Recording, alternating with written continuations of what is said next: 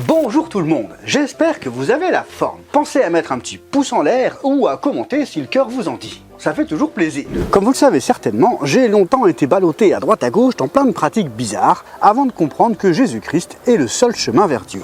Et comme il y a pas mal de dénominations chrétiennes, je me suis intéressé à tout pour éviter de me retrouver sur un chemin qui n'est pas très fidèle à ce que Dieu nous dit dans sa parole. J'ai lu la Bible dans plusieurs traductions, j'ai suivi des formations et j'ai lu tous les livres de la bibliothèque chrétienne. Tous! Non, pas tous, mais beaucoup. Ah, t'as menti, c'est un péché. Oui, c'est vrai, c'est un mensonge, mais les gens ont bien compris que c'était une blague. C'est ce qu'on appelle le comique d'exagération. Un mensonge, ça reste un péché quand même. Très bien, alors voyons ce que sont les péchés et la différence avec le péché. Les péchés c'est au pluriel et le péché c'est au singulier. Alors oui, c'est vrai, tu observes bien, mais il y a plus. Tout le monde a une idée plus ou moins claire de ce que sont les péchés. Tous ces petits trucs que si tu les fais, Dieu, il est pas content. Et que si t'en fais trop, tu vas finir en enfer avec tous les méchants et des petits diablotins qui vont te piquer les fesses. Dans l'imaginaire, c'est ce que croient beaucoup de gens. Mais Dieu, il en dit quoi dans sa parole ?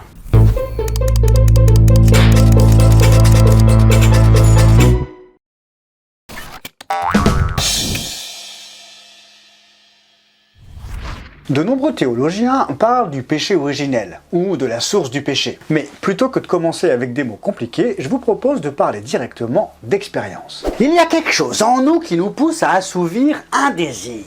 Quelque chose qu'on fait souvent seul, à l'abri des regards. Parce qu'on sait bien au fond de nous que c'est pas bien. Mais il y a quelque chose qui nous pousse, comme si on ne pouvait pas s'en empêcher. On peut faire ce truc avec d'autres personnes, mais le sentiment d'assouvir ce désir est vraiment personnel. Je ne citerai pas d'exemple, je suis certain que tu as déjà un ou plusieurs trucs en tête. Dieu appelle ça le péché. Romains 7,8, le péché a produit en moi toutes sortes de désirs, ou alors Romains 7,17, en réalité ce n'est plus moi qui agis ainsi, mais le péché qui habite en moi. Le péché habite donc en nous, et il produit des désirs, il agit, il est acteur. Et le péché nous pousse à commettre des péchés. Les péchés, c'est ce que fait notre corps en général. Les mains, les yeux, la bouche. Paul nous dira dans Romains 7, 22 et 23, « En effet, je prends plaisir à la loi de Dieu, dans mon être intérieur. Mais je constate qu'il y a dans mes membres une autre loi. Elle lutte contre la loi de mon intelligence et me rend prisonnier de la loi du péché, qui est dans mes membres. » Il y a donc quelque chose qui le rend prisonnier. Paul, qui est pourtant un grand homme de foi, dont les écrits représentent à peu près la moitié du Nouveau Testament, nous dit qu'il y a quelque chose qui le rend prisonnier, qui le force à faire des trucs pas bien. Cette chose, c'est le péché. Les premiers chapitres de l'Épître aux Romains, écrits par Paul, nous expliquent la différence entre les péchés et le péché. Au départ, Paul nous parle des péchés. Ce n'est qu'à partir du 5e chapitre qu'il commence à nous parler du péché. Paul nous explique que tous nos péchés individuels doivent être pardonnés pour être réglo aux yeux de Dieu. Pour avoir un casier vierge, dans l'Ancien Testament, il fallait faire des sacrifices régulièrement pour effacer l'ardoise. Quand Jésus s'est donné en sacrifice à la croix, cette ardoise a été effacée une fois pour toutes, pour tout le monde. Il suffit juste de l'accepter. Regardez à partir de Romains 5,12.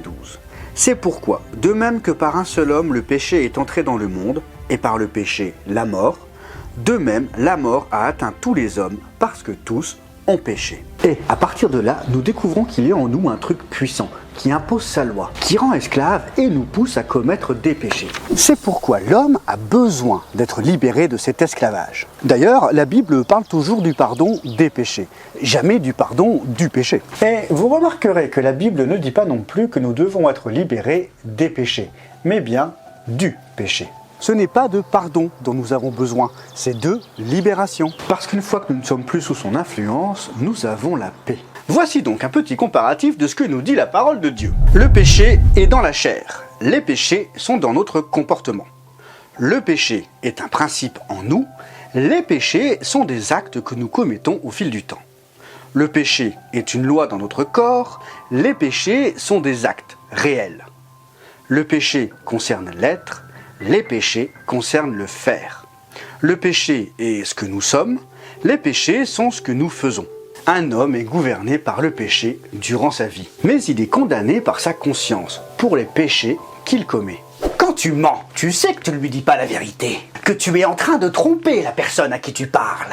Le péché est considéré par Dieu dans son ensemble, mais les péchés sont considérés individuellement. Régler le problème du péché exige d'être libéré.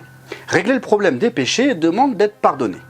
Le péché est une question de vaincre, les péchés sont une question de paix dans le cœur. Le péché est en relation avec la sanctification, les péchés avec la justification. Oh là là là là, mais tu parles quelle langue, toi? On a déjà vu la justification dans quelques épisodes, et on verra la sanctification si vous le voulez. Pour résumer, on peut comparer le péché à un arbre dont les péchés seraient les fruits. Oh bah, tout ça pour ça. Mais t'aurais pu le dire tout de suite, hein, j'aurais aussi bien compris. Une personne qui est sous la loi du péché sera poussée à faire des péchés encore et encore. Par exemple, Dieu demande aux croyants de ne pas avoir de dettes. Alors, on peut de temps en temps avoir besoin de faire un crédit ou de demander de l'argent à quelqu'un parce qu'on est dans une situation financière un peu délicate. Et ça, c'est de l'entraide, c'est pas mauvais. En revanche, organiser ta vie en demandant sans cesse de l'argent à la famille, aux amis ou à un organisme X ou Y, bah, c'est pas bon. Parce que la situation n'est pas ponctuelle, c'est ton principe de vie. Vivre à crédit. Et du coup, tu n'es plus libre puisque tu dois de l'argent à tout le monde. Vis-à-vis de l'argent, on peut dire que cette personne est prédisposée à emprunter.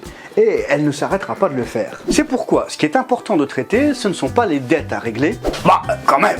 Oui, il faudra bien rembourser un jour ou l'autre. Ce qui est important, c'est le rapport à l'argent qu'il faut traiter. C'est cette prédisposition à vouloir toujours emprunter n'importe quand, à n'importe qui, pour n'importe quelle raison, plutôt que d'économiser de l'argent et préparer. Et c'est pareil pour tous les péchés que nous commettons à cause du péché qui nous pousse à mal agir. Mais quand tu as donné ta vie à Christ, tu es libéré du péché. Bah oui, mais pourtant tu commets encore des péchés. Paul lui-même le reconnaît. Et l'apôtre Jean nous dira dans 1 Jean 1:8, « Si nous disons que nous n'avons pas de péché, nous nous trompons nous-mêmes, et la vérité n'est pas en nous. » Mais alors, tout le monde est pécheur. Ça, c'est ce que nous verrons dans un prochain épisode.